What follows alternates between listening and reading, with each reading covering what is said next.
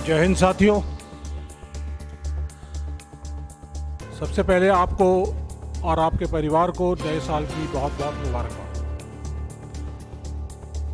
2024 शुरू हुआ है, तो इस शुरुआत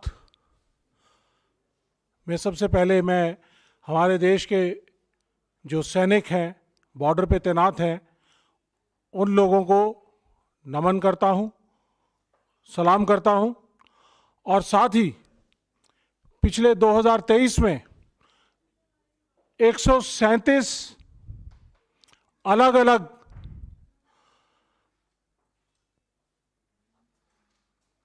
टेररिस्ट के खिलाफ लड़ाई लड़ते हुए या बॉर्डर पर अपनी ड्यूटी के दौरान 137 इंसिडेंट्स में तकरीबन 104 हमारे जाबाज सैनिकों ने जो शहादत दी है, उनको नमन करता हूं, सलाम करता हूं और कांग्रेस पार्टी की तरफ से उनको श्रद्धांजलि। साथियों, आज का मुद्दा बहुत ही गंभीर है। युवाओं से, देश की सेनाओं से, देश की सुरक्षा से जुड़ा हुआ है।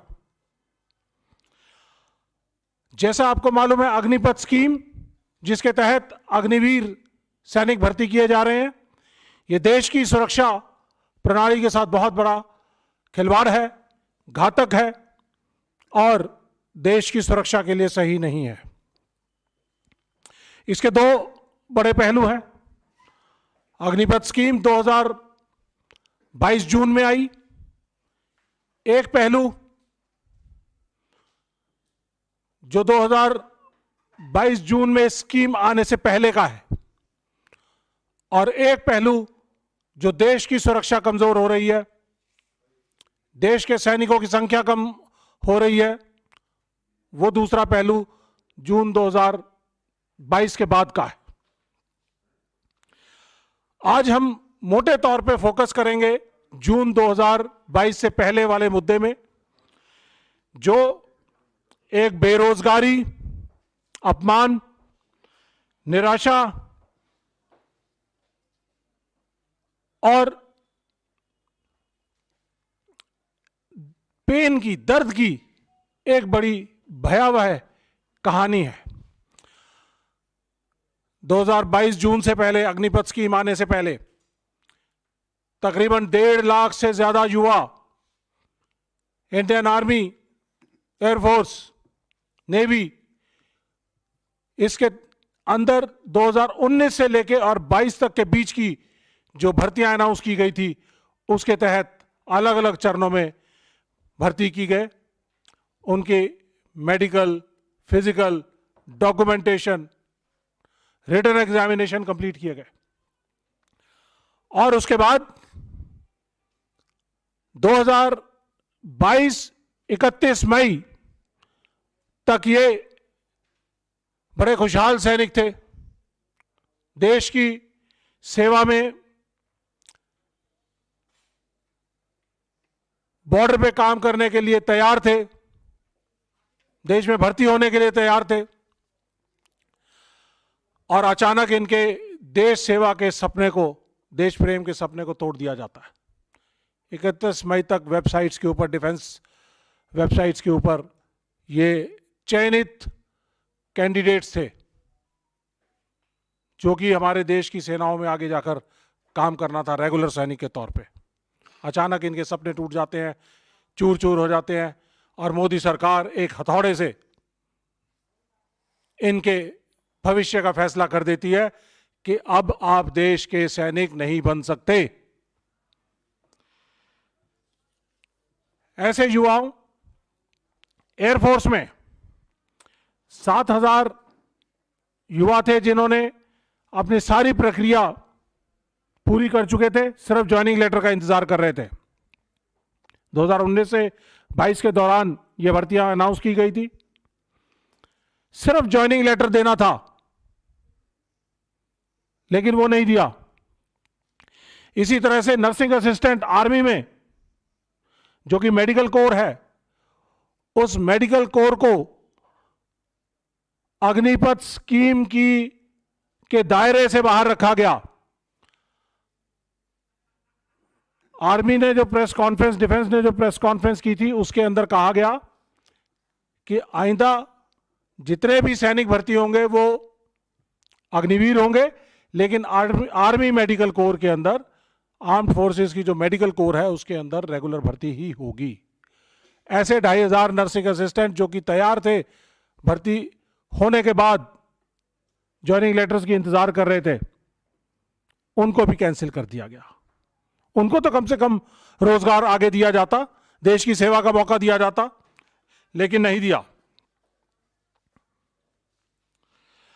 जैसा कि आपको मालूम है कि जब ये अग्निपथ स्कीम लाई गई, जैसा कि आप सबने देखा होगा कि उस समय के सेनाध्यक्ष जनरल एम.एन. नरवाने, उन्होंने अपनी किताब के अंदर कुछ दिन पहले खुलासा किया कि अग्निपथ स्कीम देश की सेनाओं को चौंका देने वाली स्कीम थी। ये उनकी मांगी हुई स्कीम नहीं थी, उनकी रिक्वायरमेंट नहीं थी। वो नहीं चाहते थे कि कोई भी अग्निपथ स्कीम के तहत अग्निवीर भर्ती हो, वो रेगुलर सेना चाहते थे, क्योंकि दो वेस्टर्न और ईस्टर्न बॉर्डर के ऊपर हमारी सेनाएं लड़ रही हैं, और इंटरनल सिक्योरिटी का आधा हिस्सा, तो 2.5 फ्रंट बैटल बोलते हैं इसको, वो लड़ रही हैं।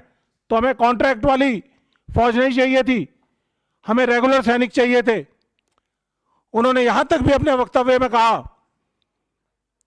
कि ये जो चौंका देने वाली स्कीम आई, उसके तहत सिर्फ 20,000 रुपए में अग्निवीर को भर्ती करने का प्रपोजल था, जिसे उन्होंने बहुत ही मशक्कत से लड़ झगड़ कर मोदी सरकार से 30,000 कराया।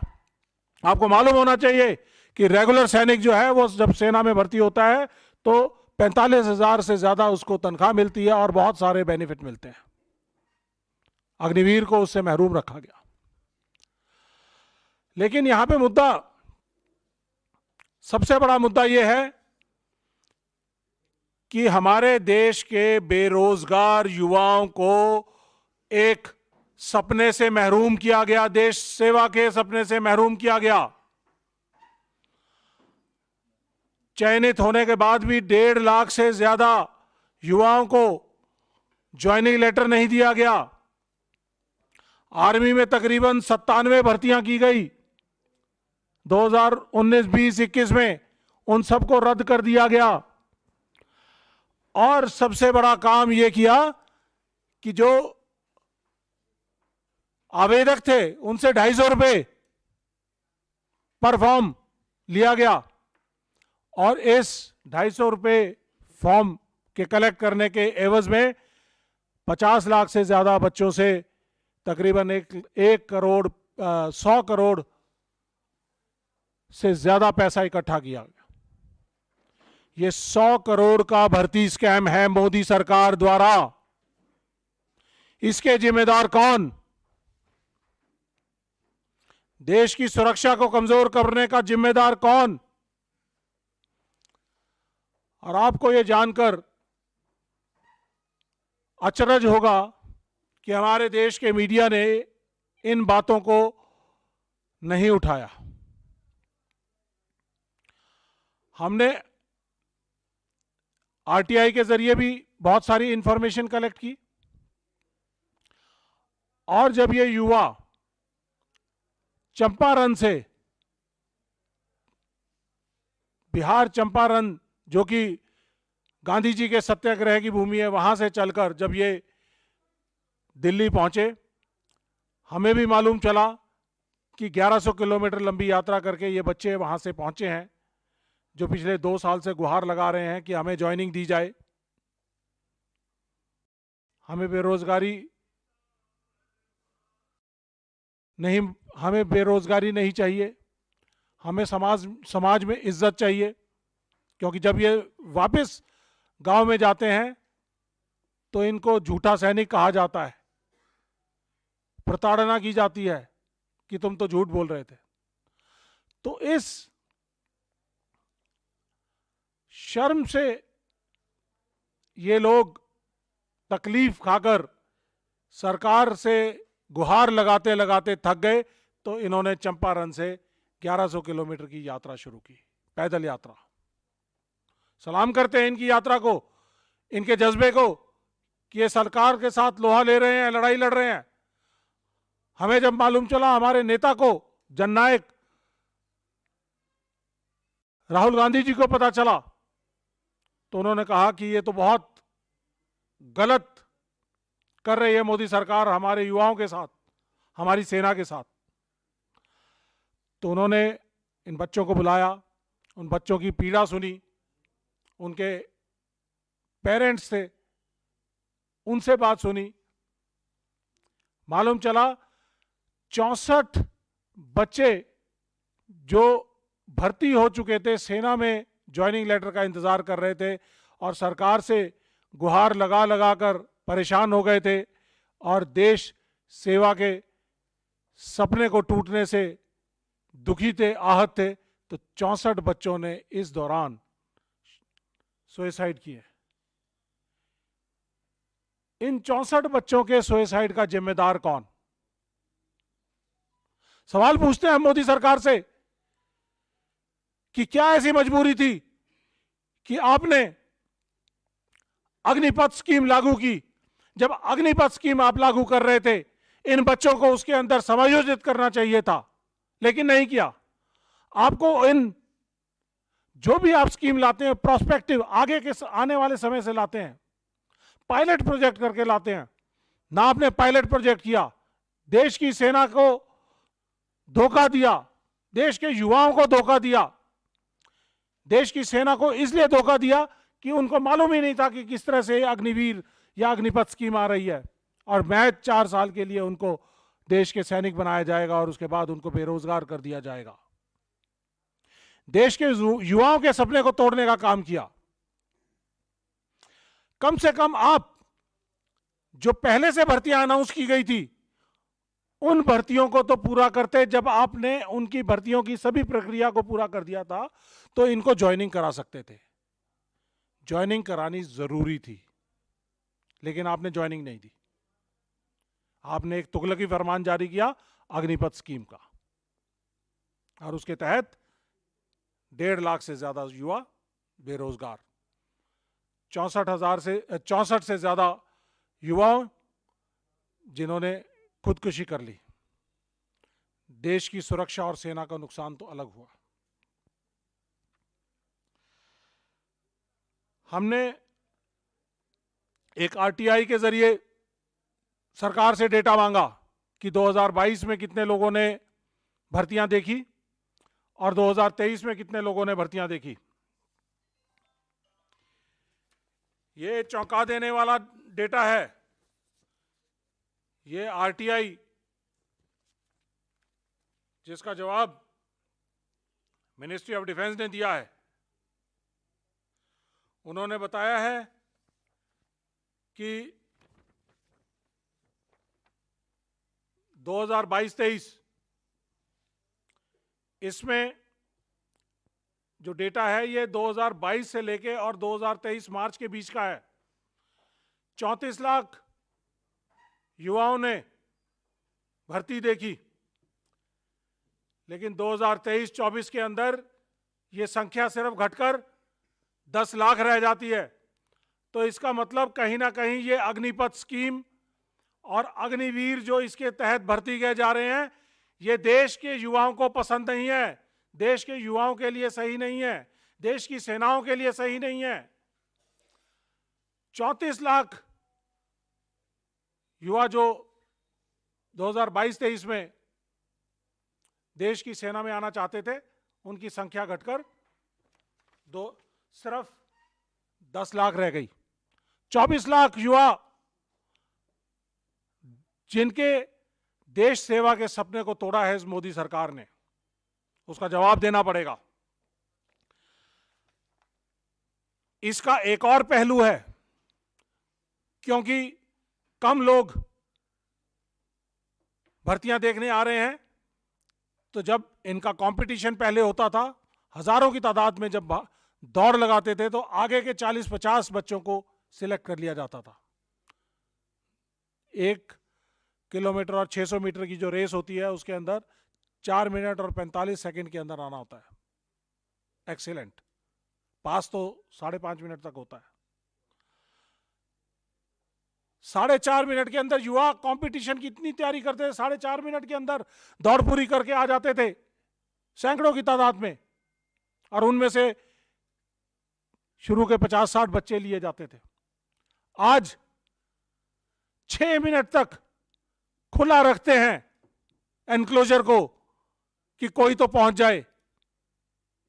कंपटीशन कम हो गया और जो क्वालिटी है उसके अंदर कॉम्प्रोमाइज हुआ।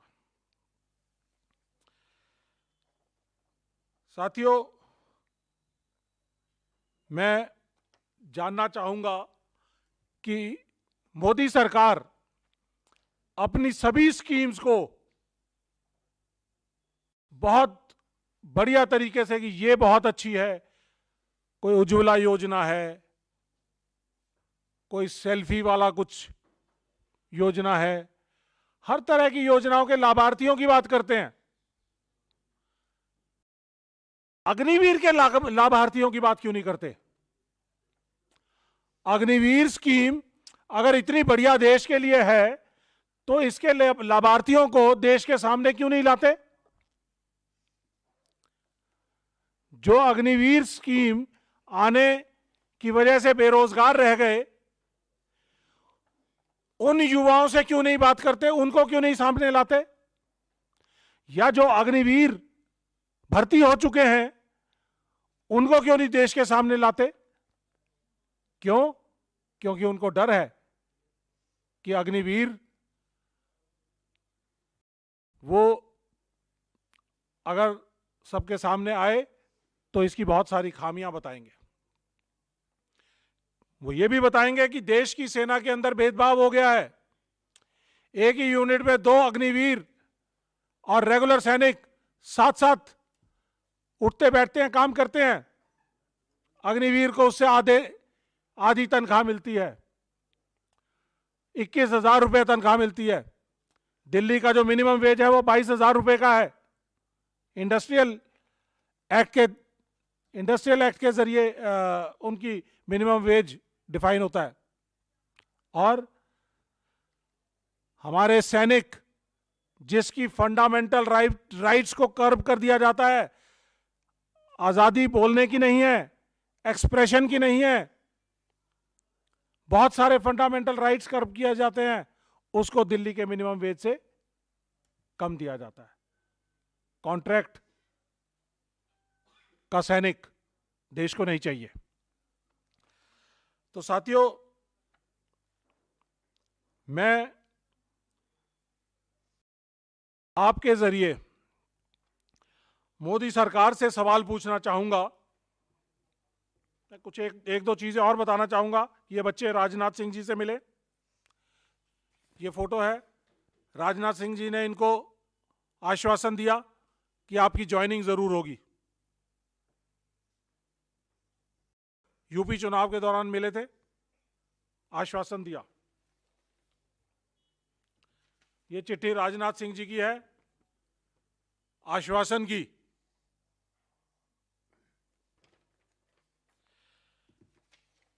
ये नर्सिंग असिस्टेंट जिनको रेगुलर सैनिक के तौर पे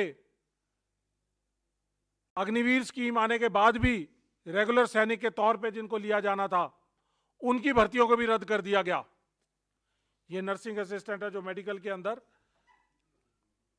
मेडिकल कोर के अंदर सेवाएं देते हैं। तो साथियों, मैं मोदी सरकार से साफ साफ सवाल करना चाहता हूं, पूछना चाहता हूं कि 100 भर्तियां आर्मी एयरफोर्स, जिसके तहत 1.5 लाख से ज्यादा बच्चे सिलेक्ट किए गए, उनको ज्वाइनिंग क्यों नहीं दी? उनको तुरंत प्रभाव से ज्वाइनिंग दी जाए।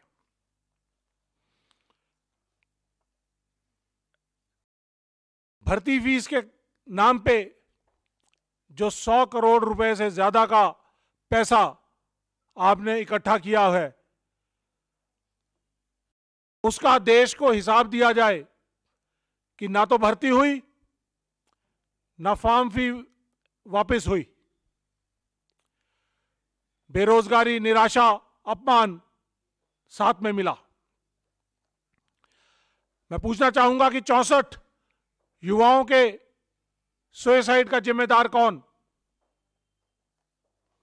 और इनके जो परिवार टूटने का, परिवार को जो अपने पास पड़ोस से जो आत्मग्लानि और शर्म मिल रही है, उसका जिम्मेदार कौन? नमस्कार। दुनिया दी बेहतरीन cath lab white medical college and hospital Bungar से एस्टैब्लिश हो गई है। सीधा वाइट मेडिकल कॉलेज आओ, इलाज कराओ, सलाह रिया तोड़ा अपराध तोड़े दुख से हाजिर है। धन्यवाद।